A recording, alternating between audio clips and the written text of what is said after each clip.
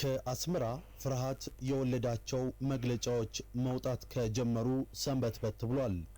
ጻድቅና ንጹህ መስሎ ለመታየት የሚደረግ ከንቱ ማብራሪያ ከተዘፈቁበትና ከተጋለጡበት ወንጀል ለማምለጥ የሚደረግ ማደናገሪያ ሰሞንኛ የኤርትራ መንግስት ተግባራት ሆኗል ሲሉ የምስራቅ አፍሪካ የፖለቲካ ተንታኞችም እየተናገሩ ነው።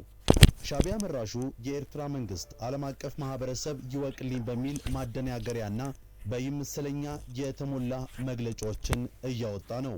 ኢትዮጵያ የጎረቤቶቿን ሉዓላዊነትና የግዛት አንድነት እንድታከብር ግፊት እንዲደረግባት በሚል ለዓለም አቀፍ ማህበረሰቡም እስከ መጠየቅ ደርሷል። ከዚህ ቀደም መሰል መግለጫዎች ሲወጡ ተስተውለው አያውቁም። በዚህም ሀያላን ሀገራት እንዲያግዙኝ የሚል ፍርሃት የወለደው ማብራሪያ ነው ሲሉ በርካቶች እየተሳለቁ ነው።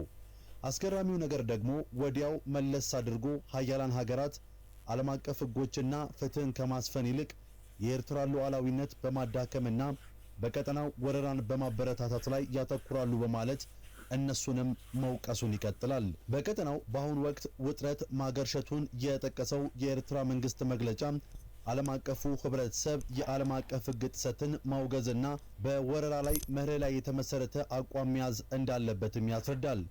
ግን አንዳች ኃይል ወረራ አደርጋለሁ የሚል አቋም እስካሁን እንዳልያዘ ይታወቃል። ሻዕቢያ ግን ቅዠት ውስጥ የገባ ይመስላል። ድንገት ተነስቶ እወረራለሁ የሚል ስጋት ውስጥ ከምንስ ገባ ሲሉ በርካቶች ይጠይቃሉ። ከቀይ ባህር ጋር በተያያዘ የሚሰሙ ውጥረቶች በቀጠናዊ መረጋጋት ላይ ከባድ አደጋ ደቅኗል ሲልም ዲፕሎማቶችና አምባሳደሮችን ይወቁልኝ እያለ ነው።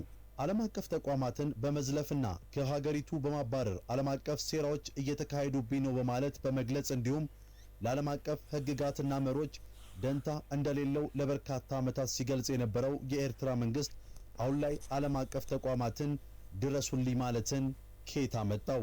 የበርካቶች ጥያቄ ነው። ክስተቱ አስገራሚም አነጋጋሪም ሆኖ ቀጥሏል። የኤርትራ መንግስት ከፍተኛ ፍርሃት ተፈጥሮበታል። ለምን ይሆን? በዝርዝር የዛሬው የምንመለከተው አጀንዳችን ነው። እስከ ፍጻሜው አብራችሁ እንድትቆዩ የተከበረው ግብዣችን ነው። ለቻናላችን አዲስ ከሆናችሁ ደግሞ ሰብስክራይብ እያደረጋችሁ እንድትወዳጁን በአክብሮት ጋበዝናችሁ። በድጋሚ መልካም ቆይታም።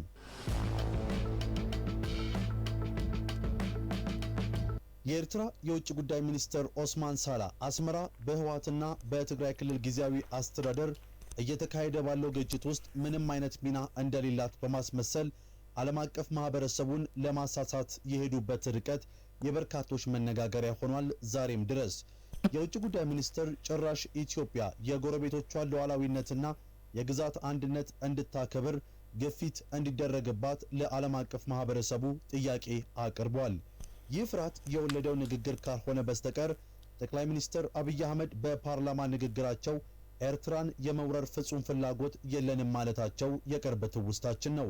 የኤርትራ የውጭ ጉዳይ ሚኒስትር ግን አሁንም ዓለም ይወቅልን ልንወረር ነው የሚል እየየና ለቅሶ ማሰማታቸውን ቀጥለውበታል።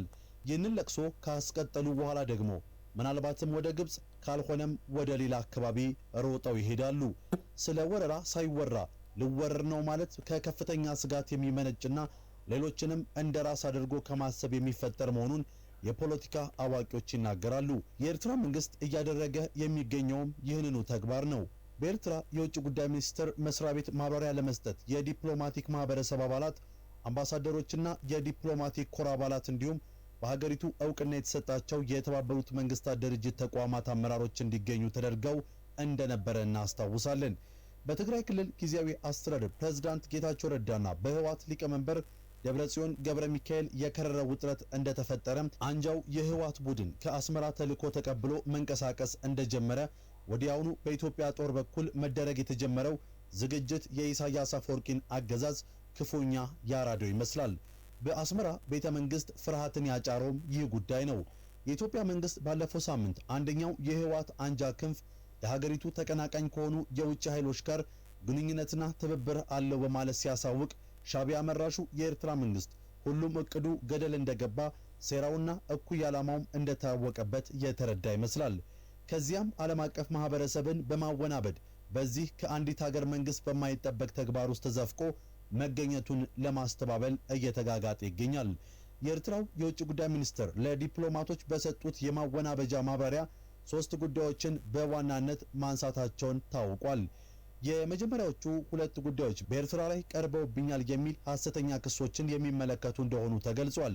ነገሩ ግን አልበላሽምን ምን አመጣው ያስብላል።